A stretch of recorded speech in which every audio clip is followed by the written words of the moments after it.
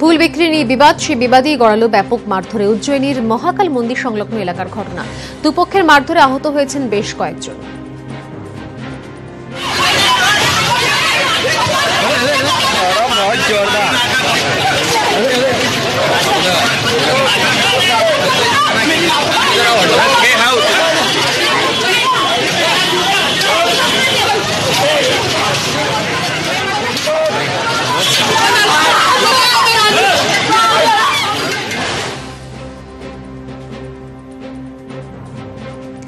এবার বিতর্কে রাষ্ট্র সেফিকা সমিতি। উত্তরপ্রদেশের আলিগড়ে চলছে মেয়েদের 18 দিনের মানসিক এবং শারীরিক প্রশিক্ষণ, তাও আবার হাতে তলোয়ার নিয়ে। সমিতির দাবি হিংসা নয়, আত্মরক্ষার পাঠ চলছে।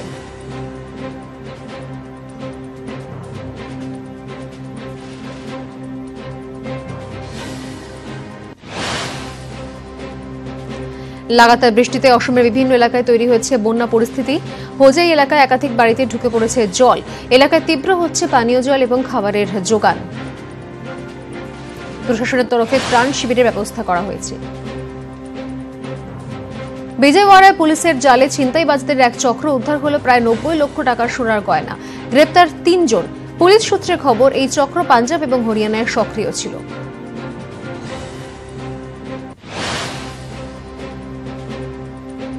তেত্রিশ নম্বর জাতীয় সড়কে পরপর 3টি গাড়িতে আগুন ধরে বিপত্তি। ঝাড়খণ্ডের রামগড়ের ঘটনা। 3টি গাড়ির মধ্যে ছিল একটি তেলের ট্যাঙ্কারও।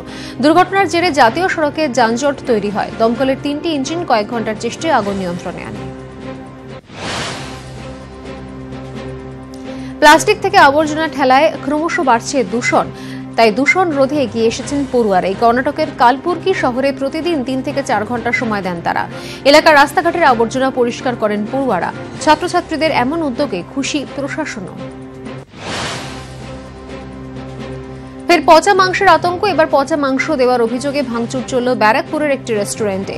গতকাল রাতে দোকান থেকে চিকেনের কিছু আইটেম বাড়িতে নিয়ে যান একজন। খাবার সময় বুঝতে পারেন পচা গন্ধ বেরোচ্ছে, কিন্তু দোকানদার অস্বীকার করেন। এরপরই রেস্টুরেন্টে চলে হামলা। দোকানে মজুদ মাংসের নমুনা পরীক্ষার জন্য পাঠানো হয়েছে।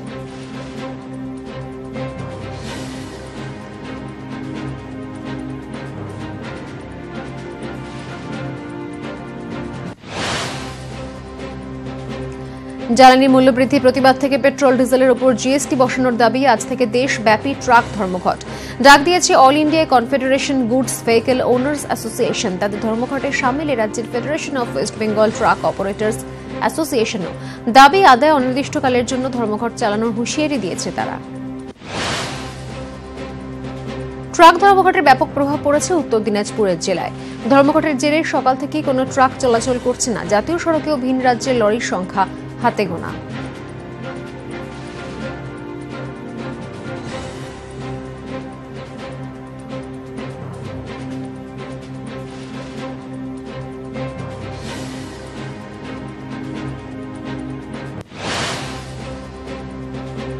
বর্ষায় পড়ছে বাংলা, তাই কলকাতা সহ আজ পশ্চিমের জেলাগুলিতেও তাপপ্রবাহের সম্ভাবনা রয়েছে, জানালো আলিপুর আবহাওয়া দপ্তর। আগামী 1 সপ্তাহের মধ্যে মৌসুমী বায়ু সক্রিয় হওয়ার সম্ভাবনা কম, তাই এখনই বর্ষার বৃষ্টি হওয়া সম্ভব নয় বলেই মনে করছে আবহাওয়া দপ্তর।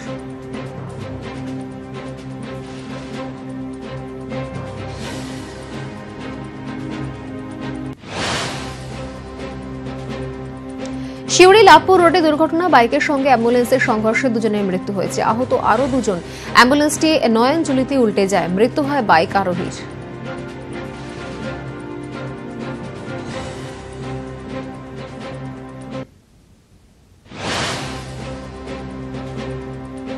দলীয় কার্যালয় থেকে বাড়ি ফেরার পথে গুলিবিদ্ধ যুব তৃণমূল কর্মী।